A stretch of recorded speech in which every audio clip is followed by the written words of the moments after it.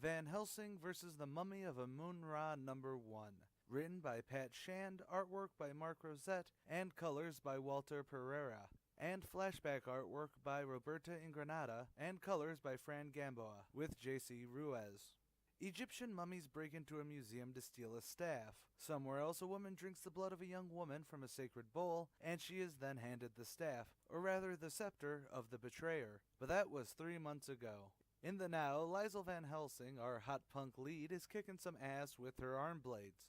The cops come in, but surprisingly, the cops know that she does what she does, since they can't. But she goes to police station anyways to talk with the commissioner just to clear up some things. Liesl then sees some evidence of the sacrifice from 3 months ago, before the police station gets into a tizzy over a hostage crisis. So Liesl decides to, and I honestly love this reference, pull a Loxley and go do the superheroic vigilante thing. It's a reference to Robin, who I've done a first issue vid on before, and eventually, if I can get the sponsorship, do a full Zenescope month on a comic a day. Anyways, she goes and beats up the normie bad guys, but one of those people being held hostage is none other than the mummy of Amun-Ra, the evil Egyptian we saw in the opening. Then we flash back to 1845, where Van Helsing, as well as a few others, are searching the pyramids of Egypt, where they are stalked by the iconic-looking mummy version of Amun-Ra, not the hot chick we see in the present.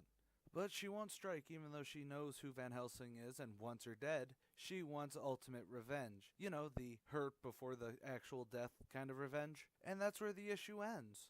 I say this every time I review a Zenescope book, but this is really good. It's the setup for the titular throwdown, giving us a clear picture of who Liesl Van Helsing is, if you, like me, are coming into this aspect of the Zenescope verse completely blind. And even the mummy of Amun-Ra, while we don't get things fleshed out since she's the mysterious villain, is intriguing of a villain enough to make me invested to read more.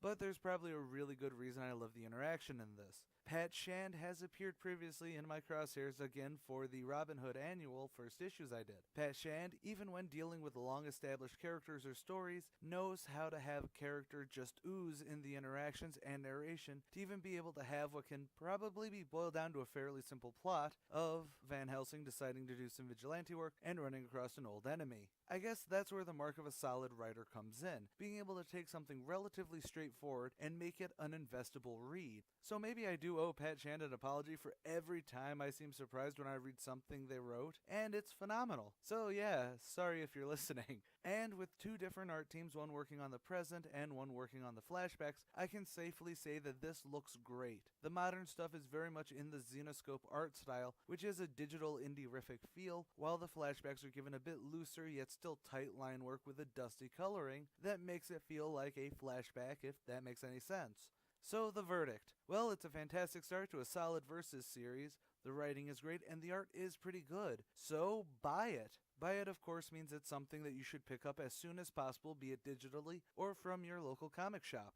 And that's all for today. If you agree with me that this was worth the read, or if you still think Zenescope is just cheesecake, let me know in the comments below. Like the Archivist Facebook page, follow us on Twitter, and pledge to us on Patreon. Check out my other channels, A Comic a Day, where this month is all about the Dark Tower comic books, and ComicSins, where I count the sins and wins of any given comic book. And as always, stay golden, Inklings!